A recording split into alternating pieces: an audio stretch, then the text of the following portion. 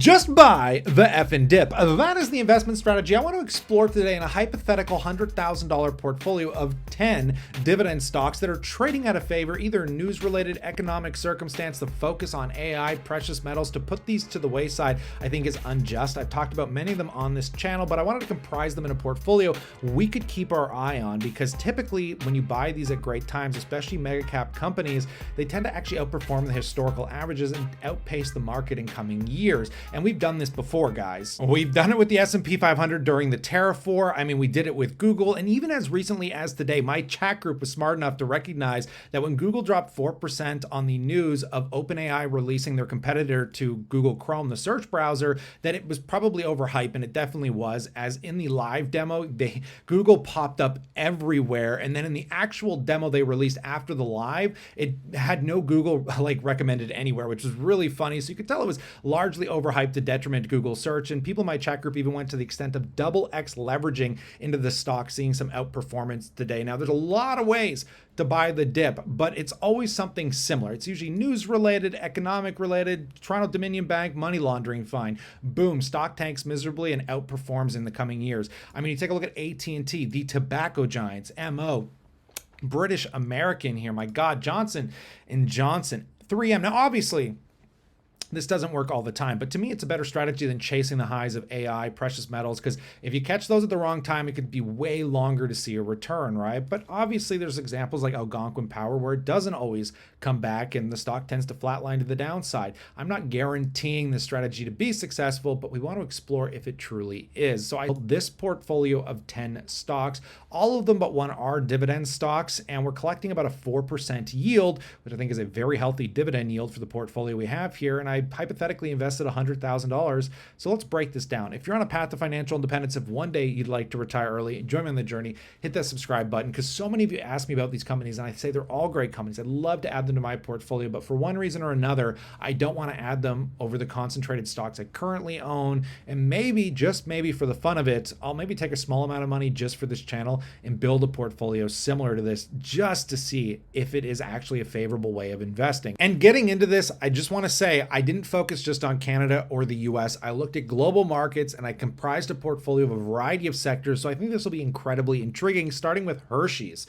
Hershey's, if you are a candy addict like I am, with Halloween around the corner, I've already bought in a dozen boxes, over 1,000 pieces of candy. I can't leave them at my house because I would consume too much of it, but Hershey's been absolutely slaughtered, and I don't think people recognize what a conglomerate this company truly is. I mean, if you take a look, guys, they are the number one in U.S. confection. They do over $11 billion in sales. It is just a huge candy company with candies you've tried, Kit Kat. I mean, they have markets. I mean, Reese's. I mean, you name it, guys. It's huge. It's huge, and this is a company that was largely destroyed by the tariff war, by commodity price inflation. I mean, cocoa was getting absolutely wrecked thanks to droughts. And you take a look at sugar prices, went through a similar phase. But like I said, pay attention to these companies, because when commodities turn around, they're going to start seeing massive margin expansion. And I think it's something that the market hasn't quite entirely picked up on. And these are real stocks that could potentially make their way into my portfolio, because again, Hershey's had incredible dividend growth rates of 11.9% over the last 5 years annualized. It's nothing short of astonishing. So great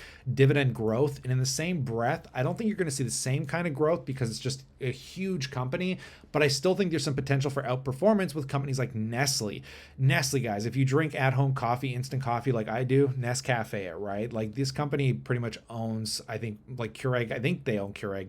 I do know they own a huge percentage of the coffee market, but this is a food conglomerate. I think it's one of the largest in the world, and it's still trading down massively off its all-time high. I mean, it's trading down 24%. From peak to trough, it was down 40-50%. So I'm looking at this one right now saying, hey, these are staples to the world. They pay great yields, and here it is trading at a discount. The dividend growth at its conglomeracy isn't nearly as nice from a growth standpoint. 5.85% 5-year. Still good, not as incredible as Hershey. But again, the dividend history, you got to keep in mind, this company only pays apparently one dividend a year. So again, we're not really focused on the frequency of when we're getting paid. We're just looking for really great companies that, have been trading out of favor. So moving a little bit into the other spectrum of this, and I wouldn't personally buy this because I don't understand it. That insane, CEO assassination thing that happened, unbelievable, absolutely destroying United Health. I don't understand US Health. I don't live in the United States. The only reason we've added this one to the list is it's a huge mega cap company, the largest insurer in the United States, and it was good enough for Berkshire Hathaway to buy. And a lot of people said, hey, this company isn't going to be destroyed nearly as much as people think. Again, for me, I don't understand health insurance all that much, but a lot of people like this one, and it's got to make the list, right? If Berkshire's buying it, it's got to make it into our portfolio of hypothetical buy the dips, right? Just to see if we can get some of that outperformance. And again, these ones are rallying. It's up 50% off the lows, but since that crash happened, still down 40%, guys. So that'll be a fun one to take a look at. In the spectrum of telecom giants, these were largely wrecked in part due to the rising interest rate market. It has been detrimental to infrastructure-oriented companies.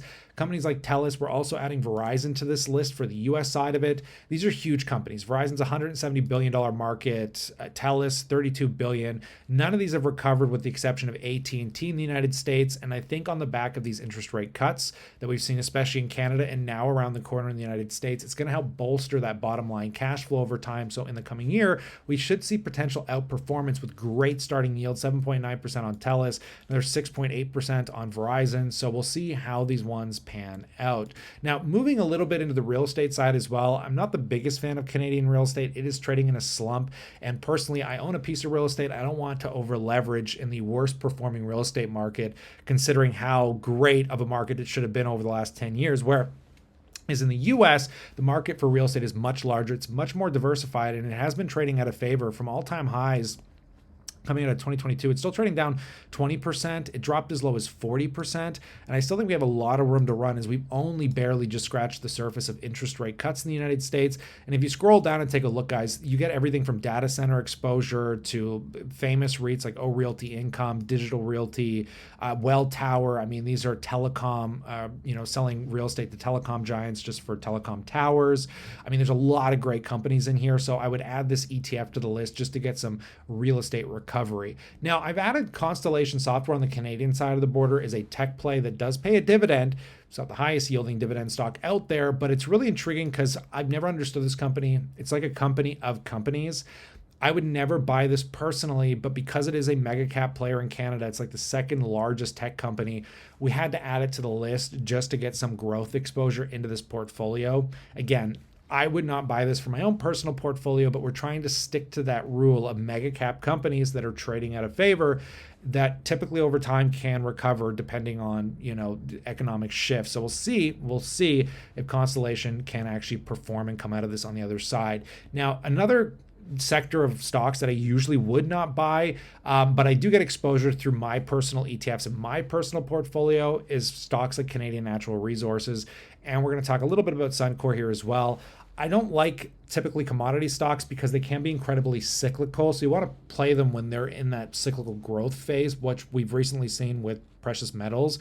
But the reality is right now, oil has been getting hit. We've been seeing oil trade toward its 5-year lows, and these are not going to go anywhere. Like, these are the major oil producers.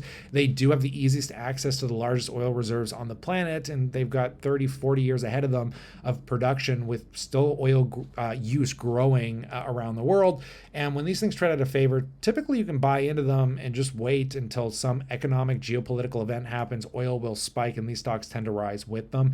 Canadian Natural Resources is trading 26% off its highs right now with a 5.7% yield. Suncor right now with a 4.33% yield, and it's not trading as much off its highs. I just added it to the list to get some of that energy exposure. It is trading down 10%, however. And last but not least, we can't talk about Canadian National Railway. I mean, the railway industry has been hit largely, again, thanks to tariff wars. I mean, it's really disrupted a lot of the major products that Canadian National is shipping back and forth. And the railway has a fairly large moat.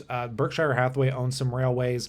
And the moats they have is you can't ship all chemicals on the road. It's safer to ship a lot of things through the railways, and they're an integral part of our supply chain. So I would definitely take a look at something like this, even for my personal accounts, because they are so out of favor today. I mean, Canadian National Railway right now is down 20% 25%, with the highest yield it's basically paid in the entirety of its history of a trading company, 2.65%, with great dividend growth typically behind it. So these are the stocks that I've kind of basketed together in an equal weighting to give me that broad exposure to everything from telecoms to healthcare to the literally consumer discretionary products. I mean, this is what I think is an interesting portfolio of things that typically I understand a bit better. And I know there's a lot of other stocks out there, but if I had to pick 10, these are the 10 that I'm focused on that we will track over time through my spreadsheet. If you want to join my chat group, see what we're talking about in real time when news hits, go to kylelivingston.com.